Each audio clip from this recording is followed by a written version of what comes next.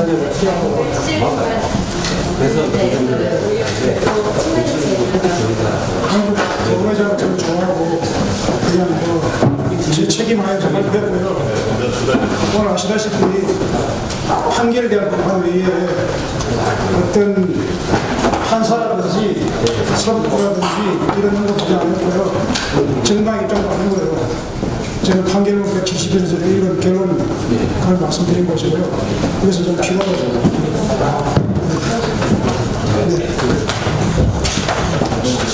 예, 안녕하십니까. 먼저 차정인 교수님께서 1심 판결과 형사재판 사실 인정의 원칙이라는 내용으로 발제를 해주시겠습니다.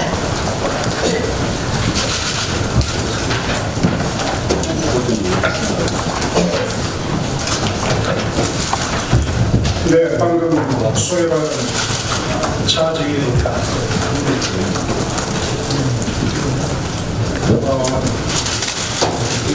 제가 사실 임명론과 제거법이 주 관심 분야이고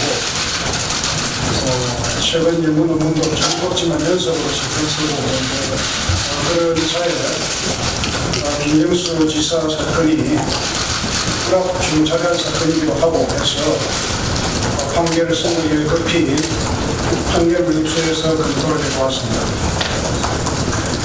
검토 결과를 이런 기자님들 앞에서 말씀드리는 기회를 갖게 되었습니다.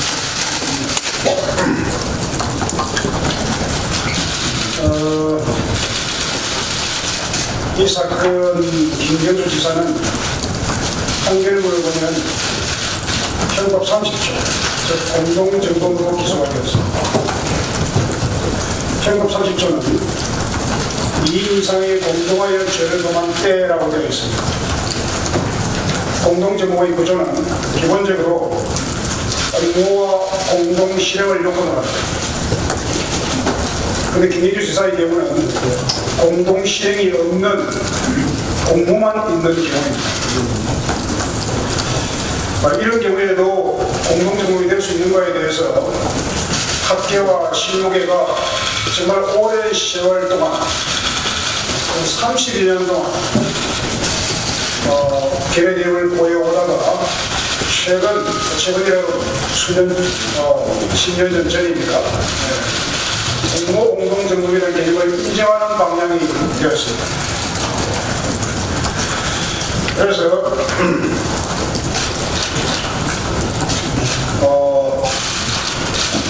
그러면 공동 실행이 없는 사람에게 공동정범을 인정하는 경우에는 보통의 공동정범과는 다른 것이지 않은데 그 공모관계에 대해서 특별한 요건을 요구하고 있습니다.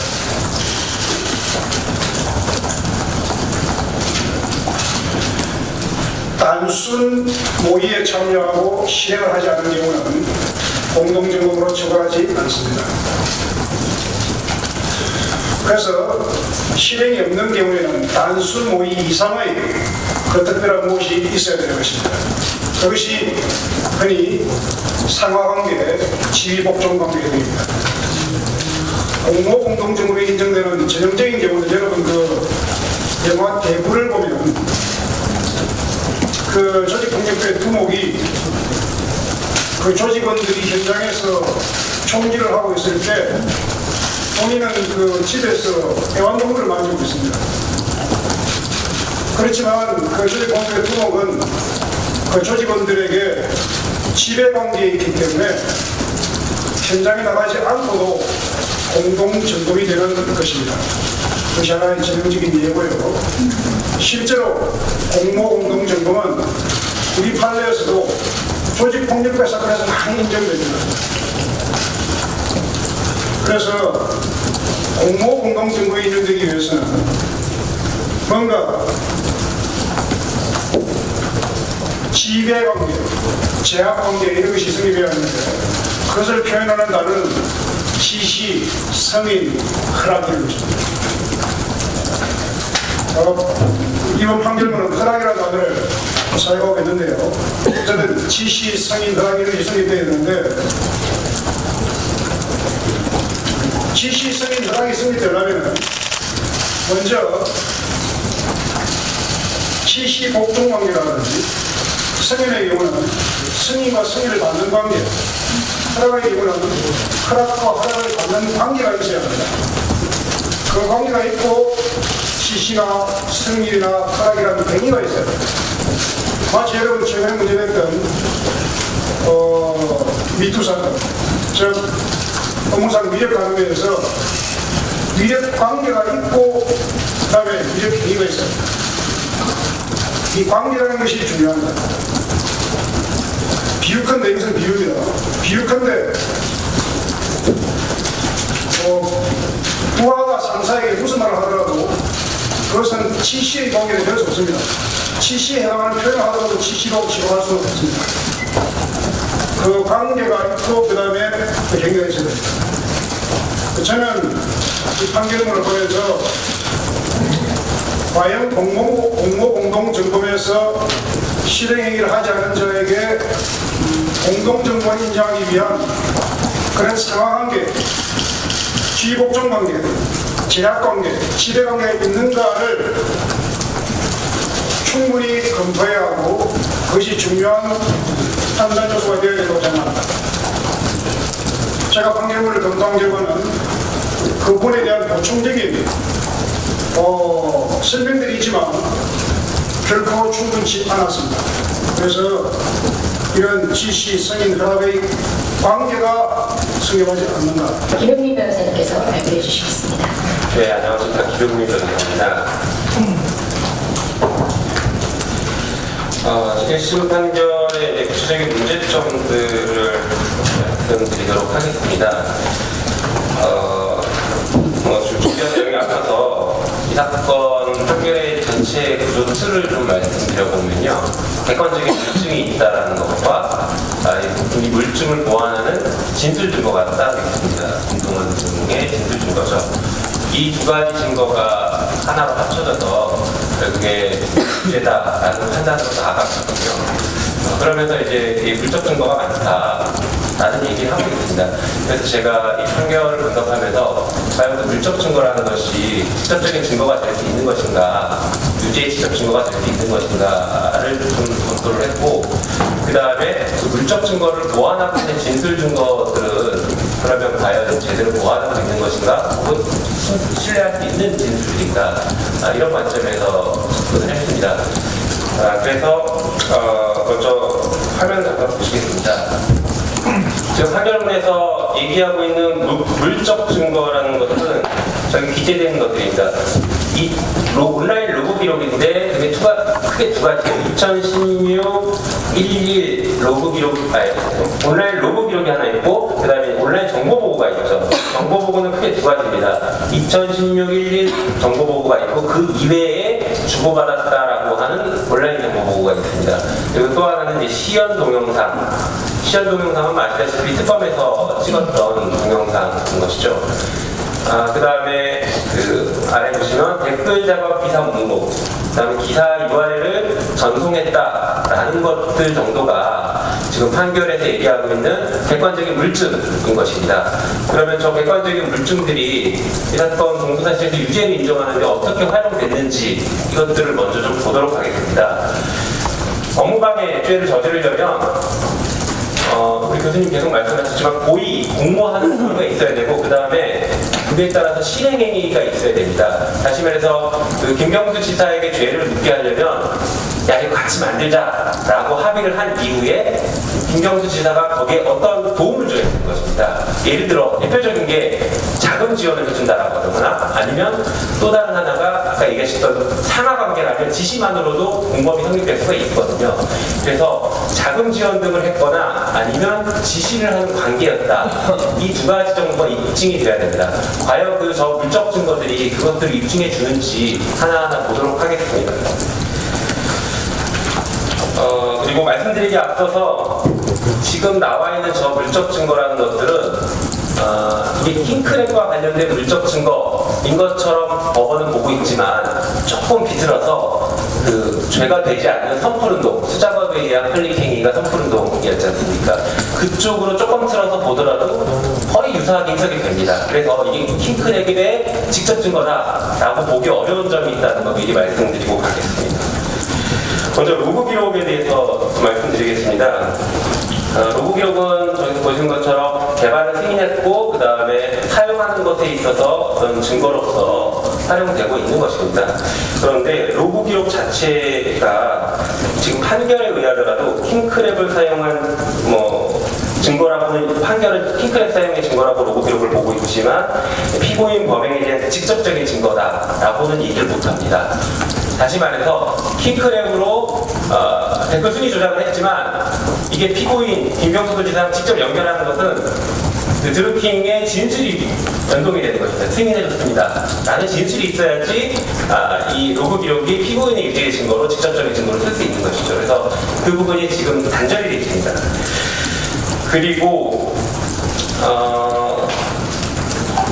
이게 판결은 로그 기록을 통해서 댓글에 대한 조작을 했다라고 하고 있습니다만 로그 기록 자체만으로는 킹크랩을 통한 댓글 순위 조작 이것을 인정하기에 부족한 증거들입니다. 이 로그 기록이라는 것이 추출된 과정이 네이버만 예를 들겠습니다. 네이버에 있는 해당 IP 혹은 아이디의 수많은 로그 기록들을 받아서 그 중에서 매크로 프로그램, 그러니까 자동으로 그 클릭을 한 것으로 보이는 그런 로그 기록을 추출을 한 것입니다. 그래서 그 추출한 로그 기록을 가지고 이것이 킹크랩을 사용한 것입니다. 라고 제시를 한 것입니다. 여기서의 문제점은 그 로그 기록 자체가 과연 킹크랩을 쓴 것인지 여기도 추론이 있는 것입니다. 킹크랩을 쓴 것인지 조금 바꿔서 일반 매크로를 썼는지 구별이 안 됩니다. 로그 기록 자체만으로는 구별이 안 됩니다. 그거를 구별하는 것은 김동원의 진술입니다. 우리 킹크랩 개발해서 썼습니다. 이게 킹크랩의 로그 기록입니다. 라는 김동원의 진술이 들어가야 그게 로그 기록이 킹크랩의 증거가 되는 것입니다.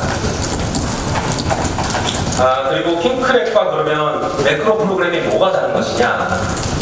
전 판결문에서 설치하고 있는 부분만 놓고 말씀을 드리자면 킹크랩이라는 것은 매크로를 품고 있는 프로그램입니다. 매크로는 네이버에 접속해서 자동으로 찾아가서 클릭하고 나오는, 로그아웃하고 나오는 이 단계를 거치는 프로그램이 매크로인데 네이버에 남아있는 로그 기록은 딱 매크로와 관련된 로그만 남습니다. 이 네이버에 접속해서 클릭을 하는 앞단계 혹은 뒷단계에 있는 휴대폰을 이용해서 URL을 전송해서 그 휴대폰이 다 일시에 로그인해서 클릭을 한다라고 하는 이 앞단계에 있는 것은 네이버 로그 기록에 남아있지 않습니다. 다시 말해서 이 부분은 별도의 객관적인 자료나 물증이 있어야 되고 그 물증이 다시 김동원의 진술과 합쳐지는 방식으로 연결이 되는 것입니다. 다시 말해서 네이버에 남아있는 로그 기록은 킹크랩의 증거인지 매크로 프로그램을 일반 매크로 프로그램을 썼는지 구별할 수가 없습니다. 그게 결정적인 문제점입니다. 자, 그리고 이게 객관적인 증거 물증이라고 하는데 여기서 맥점이 있습니다. 제가 했던 사건을 아주 짧게 말씀드리자면 중국 IP로 중국에서 네이버 댓글에 악성 댓글을 달는 사람이 있었습니다. 그래서 중국에 있던 사람이 국내에 와서 재판을 받았는데 이 사람이 무죄를 받았습니다. 그 이유가 IP는 분명히 중국 IP인데 확인을 해보니까 국내에서 중국 IP 로그인해서 들어가서 접속을 할 수가 있거든요. 그 프로그램을 사용했기 때문에 가능했던 것입니다. 이렇게 객관적으로 보이는 로그 기록 자체만으로는 그 앞단계 혹은 뒷단계에 있었던 다른 어떤 조작 행위를 발견할 수 없는 맹점이 있습니다. 그래서 로그 기록만 가지고 직접적인 증거라고 전혀 볼 수 없습니다. 그리고 킹크랩 프로토타입 재현 동영상이 있는데 말씀드린 것처럼 이건 특검에서 편의를 위해서 찍었던 것이기 때문에 객관적인 물증이라고 볼 수 없습니다. 이 부분은 판결이 물증처럼 이해하고 있는데 그건 매우 잘못된 지적이라고 볼 수 있습니다. 그 다음에 댓글 기사 목록 이 부분에 대해서 말씀드리겠습니다. 이것도 역시 객관적인 증거라고 지금 물증이라고 판결에서 얘기하고 있는 것이죠. 자, 판결은 이렇게 얘기합니다. 판결문에 보면 2016년 10월부터 2018년 3월까지 그 댓글 기사 목록 8만 건을 텔레그램으로 전송했다라고 하고 있습니다. 자, 여기서 보면 2016년 10월부터가 중요하죠. 공소 사실은 2016년 12월 4일부터 댓글 순위 조작을 했다라고 하고 있는데, 자, 기사 목록은 그 이전 2달 전인 2016년 10월부터 보냈다라고 하고 있습니다. 다시 말해서 기사 목록을 보낸 게 킹크랩의 직접적인 증거인지 여기서 깨지는 게 아닌가 싶습니다. 이걸 약간 선풀운동으로 돌려서 이해하면 바로 이해가 됩니다. 선풀운동을 김경수 지사가 이해하고 있다라고 하면 그것에 대한 댓글 기사 목록을 보냈다라고 하더라도 어색하지 않습니다. 다시 말해서 킹크랩을 사용한 결정적이고 직접적인 증거는 전혀 아니라는 것입니다. 이 부분은 다시 김동원의 진술과 연결이 되어야지만 증거로 활용할 수 있는 것입니다. 그리고 방금 말씀드린 것처럼 댓글 기사 목록 자체가 킹크랩을 썼는지 혹은 일반 매크로를 돌렸는지 그것도 역시 구별할 수 없습니다. 그리고 이제 온라인 정보 보고 이 부분에 대해서 말씀드리도록 하겠습니다. 온라인 정보 보고가 판결에 의하면 49회 작성됐다고 하고 있습니다. 그 중에서 온라인 정보 보고는 크게 두 가지로 판결은 나눠서 보고 있습니다. 2016년 11월 이때는 이제 도지사가 와서 시연을 봤다라고 했던 그때의 온라인 정보 보고죠. 그래서 킹크랩 개발 승인을 했다라는 증거인데 이 증거에 의하더라도 피고인, 그러니까 그 도지사가 그 킹크랩 개발을 승인했다라는 정도의 증거만 되는 것이지 그 이후에 공범이다라는 증거까지 갈 수 없습니다. 다시 말해서 조금 더 쉽게 말씀드리면 이겁니다. 킹크랩을 개발하는데 지금 이 자리에서 우리 킹크랩 개발하자라고 같이 얘기를 하고 승인한 정도까지는 그 예비 음모 단계입니다. 예비 음모는 업무방해죄에서 처벌하지 않습니다. 딱 그 정도까지만 나갔다라고 하면 김경수 도지사는 처벌할 수 없습니다. 승인만 했다라는 것까지만 확인돼도 처벌할 수 없습니다. 자, 그래서 승인한 것을 넘어서 같이 실행행위를 했다까지 입증이 돼야 되는 것인데 이 온라인 정보보고 2016년 11월이라고 써있는 온라인 정보보고는 우리가 진짜 양해를 하더라도 승인과 관련된 증거는 전혀 낼 수가 없는, 아니 승인이 아니라 실행행위와 관련된 증거로는 전혀 쓸 수가 없는 것입니다. 한편 이 정보보고에서 지금 그 판결이 그 승인과 관련됐다고 보고 있는 게 다 킹크랩 극비라는 부분이 들어있기 때문이다라는데 이 킹크랩 극비라고 되어 있는 파일이 실제로 도지사에게 전달됐는지에 대한 증거는 또 없습니다. 이 부분이 진술에 의한 추론으로 넘어가 버립니다. 그래서 이게 승인이 있었다라고 하는 직접적인 증거로 여전히 볼 수가 없다라고 말씀드리고 싶습니다. 그리고 김동원이 피고인에게 보냈다라고 하는 온라인 정보 보고가 상당히 많은데 이제 하나 빼면 48일 정도 되겠죠. 그 부분에 대한 논리 비약이 있습니다. 그 판결은 이제 정보 보고 자체를 마치 범죄의 수단이나 좀 뭔가 좀 깨름직한 것처럼 좀 뭔가 이상한 거 아니야? 라는 관점으로 보고 있는데 여러분들도 많이 이런 것들 받아보셔서 아시겠지만 그게 별 문제가 없는 것들이 대부분입니다. 그리고 온라인 포털 사이트에서 여론 동향, 뉴스 이런 것들을 정리하는 게 대부분입니다. 만약에 온라인 정보 보고를 실제로 받아본 것과 관련해서 이게 킹크랩과 관련된 유죄 증거다라고 하면 킹크랩과 관련된 직접적인 보고들이 쏟아져 나와야 됩니다. 그런데 킹크랩과 관련된 내용은 딱 두 번 등장합니다. 하나는 2016년 12월 28일 날 정보보고에 등장하는데 98% 완성했다. 많이 들어보셨을 겁니다. 98% 완성했다라는 정보보고가 등장합니다. 이게 피고인에게 전달됐는지는 역시 여전히 제대로 알 수 없습니다. 그러나 이 내용 자체만 보더라도 범죄 사실과 배치됩니다. 자, 범죄 사실은 2016년 12월 4일부터 댓글 작업을 했다고 합니다. 그런데 이 정보보고는 12월 28일, 한 달 후 24일 정도 뒤에 보낸 건데 그때도 아직 개발 중이랍니다. 범죄 사실과 배치가 되는 것이죠. 다시 말해서 아까 제가 로그 기록은 근데 남아있지 않냐라는 반론하실 수 있는데 그 로그 기록이 일반 매크로를 돌렸는지 킹크랩을 돌렸는지 그래서 확인 안 되는 거 아니냐라는 제가 바라본 관점에 오히려 반증해주는 이런 정황이 아닐까 싶습니다. 그리고 또 하나는 2017년 4월 14일에 킹크랩 100대를 동원해서 작업한다는 내용이 있는 보고가 있습니다. 이 부분은 실제로 전달이 됐는지 안 됐는지가 여전히 불분명하고 이게 박선민의 비방록 CT에 기재된 것을 판결이 인용하고 있습니다.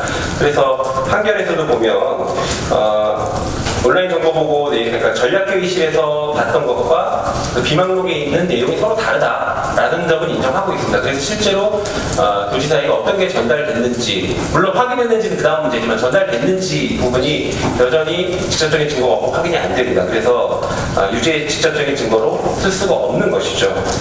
그리고 판결에서 중요한 오류가 있는데 그 피고인이 온라인 정보 보고 실제 확인했는지와 관련해서 시그널 메신저에 보면 이게 자동 삭제 기능을 했더라도 상대방이 확인을 해야지 삭제된다라고 하고 있습니다. 그렇지만 시그널 홈페이지에 보면은 자동 삭제 기능을 사용하면 상대방이 확인했는지와 상관없이 내가 보낸 시간으로부터 시간이 지나면 자동으로 삭제됩니다. 그래서 그 부분은 판결이 좀 명백하게 잘못된 부분이라고 할 것입니다. 그리고 판결에서 보는 거는 피고인이 시그널 메시지로 고맙습니다라고 7월 달에 한번 답장을 보냅니다.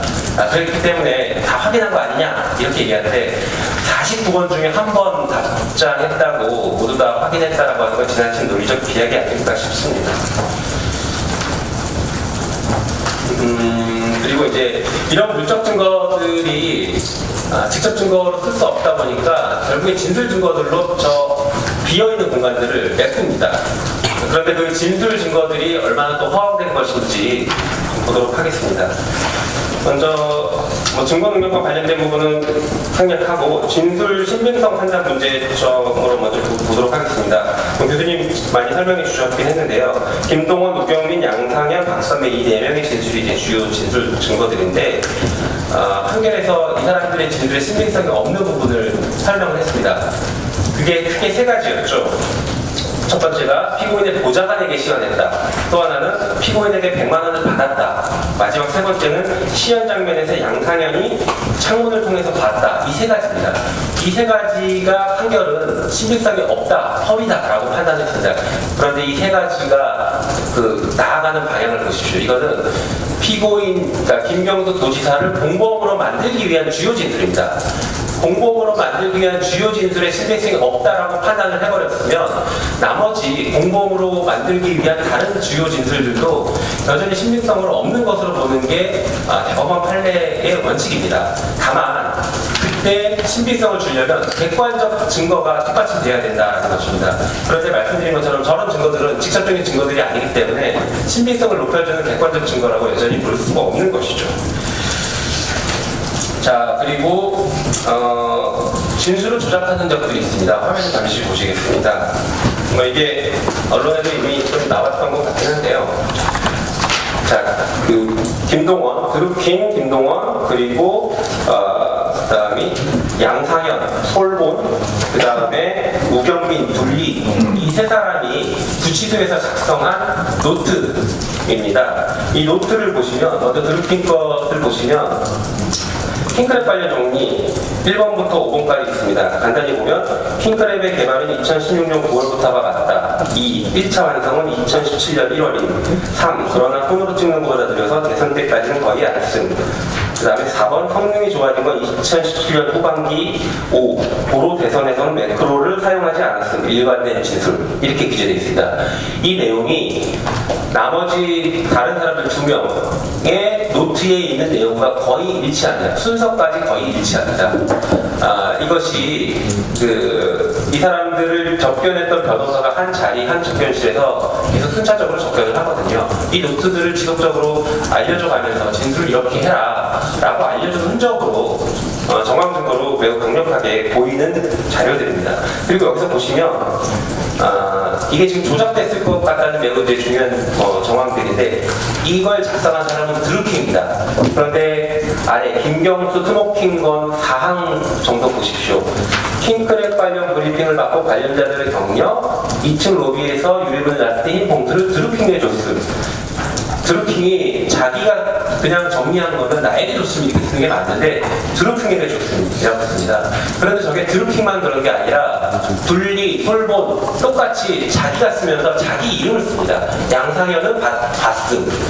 둘리에게 있음 이런 식으로 마치 제3자가 얘기하는 것처럼 그리고 지시받아서 쓰는 것처럼 받아적게 하는 것처럼 그렇게 계속 같은 패턴으로 쓰고 있습니다. 다음 장 한번 보여주시죠. 자, 이게 드루킹이 또 여전히 쓴 건데 보시면은 여기서 사항 보시죠. 만족해한 기원이 나갈 때 드루킹에게 흰 봉투를 꺼내서 줬다. 여기도 본인을 드루킹이라고 또 지칭합니다. 5번 드루킹이 봉투를 솔본에게 건네줬다 라고 또 드루킹으로 지칭하죠. 이게 굉장히 어색합니다. 이게 우연의 일치로 모두 다 똑같이 자기를 드루킹이라고 쓰고 솔본이라고 쓴다. 이게 우연의 일치일까? 과연 저는 그렇게 생각하지는 않습니다. 하면 이렇게 흘러가는 것들을 보면 저렇게 그 내용 자체가 주요 내용이 돈을 줬다. 김경수 지사가 우리에게 돈을 줬다라는 부분이 저렇게 같이 맞춰지고 있는 부분들입니다. 돈을 줬다라는 게 왜 중요할지는 조금 이따 말씀드리기로 하고 그 다음 장 보시겠습니다. 자, 이게 또 김경수 부분인데 만약 우리 쪽 처벌을 안 받는다면 상범임을 입증할 수 있다면 활용할 것. 그러니까 다른 사람이 처벌받을 수 있으면 김경수 지사가 처벌받을 수 있으면 활용해라. 지시처럼 모두 활용할 것. 그 아래 부분이 돈을 준 얘기를 쓴 것입니다. 3번 줬다, 흰봉투에 담아줬다, 나갈 때 드루킹도 자기를 드루킹이라고 표현하죠. 드루킹이 줬다. 이렇게 돈을 준 것, 경력금, 킹크레에 대한 경력금이라고 계속 강조하면서 이 부분을 메모의 많은 부분을 할애합니다. 그 다음 넘겨서 보겠습니다. 이게 양상현, 창문 밖에서 승인하는 것을 봤다라고 진술한 양상현입니다. 그 사람의 진술인데 이 부분도 보시면 그 킹크랩 관련해서 1번부터 5번, 6번까지는 아까 드루킹이 작성한 것과 거의 같은 내용, 같은 순서로 작성을 합니다. 그리고 그 다음 김경수 의원 관련 메모를 보시면 2번 부분 보시면 양상현과 인사를 나눴음. 본인이 자기를 쓰면서 양상현과 인사를 나눴다라고 쓰면 매우 어색합니다. 그리고 4번에서는 양상현은 시연 장면을 봤다. 그리고 6번에서 흰 봉투를 솔본에게 줬다. 솔본이 양상현 자기입니다. 솔본에게 주었다. 그리고 솔본은 어떻게 했다. 이게 매우 어색합니다. 그 다음 분리의 노트를 보겠습니다. 분리의 노트도 저 윗부분을 보시면은 킹 개발이 2016년 6월이고 1차 한상이 2017년 1월. 이것은 드루킹이 김동원이 작성한 메모와 거의 일치합니다. 그리고 그 아래 보시면 그 다음 장 보여주시죠. 그 다음 장 마지막 부분에 보시면 이게 분리의 메모장인데 이렇습니다. 자, 킹님 진술 김경수 14번 방문 시 무슨 이야기가 오갔는지 적은 파일이 분리에게 있다. 자기를 또 분리라고 표현합니다. 나에게 있다라고 하지 않습니다. 그래서 이 부분이 진술을 맞춘 것으로 볼 수 있는 매우 유효한 증거가 아닌가 싶습니다. 자, 그래서 이렇게 보면은 지금 진술을 하나로 만들어가는 과정이 그 승인을 목격했다는 것과 돈을 주었다는 것입니다. 특히 돈을 주었다. 이 얘기를 왜 하는 것일까요? 이것은 공범으로 만들기 위해서 매우 중요한 부분입니다. 아까 교수님 말씀하셨던 것처럼 공범으로 만들기 위해서는 공범은 크게 두 가지입니다. 상하관계에 있는 공범이 있고 상하관계가 아니라 수평관계에 있는 공범이 있습니다. 이 사건에서 판결은 긴밀한 협력관계에 있었다면 수평관계를 보고 있습니다. 상하관계를 보고 있지 않습니다. 그러면 수평관계에 있는 사이에서 공범이 성립되려면 같이 모의하고 실행행위를 해야 되는데 실행행위 중에 제일 좋은 게 돈 줬다는 것입니다. 그래서 김동원과 그 일당들은 지금 진술을 돈을 주었다는 진술을 계속 만들어내는 것이 공범으로 만들기 위해서 없는 진술을 만들어내는 것입니다. 그래서 이제 그 다음에 이제 공범관계에 대한 판단 오류 부분인데 말씀드린 것처럼 이 사건이 예비 음모를 처벌하지 않고 있기 때문에 김경수 지사가 어떤 행위를 해야 되고 그 행위라는 게 돈을 주었다가 가장 좋은 것이라 김동원의 진술이 그쪽으로 맞춰지는 것입니다.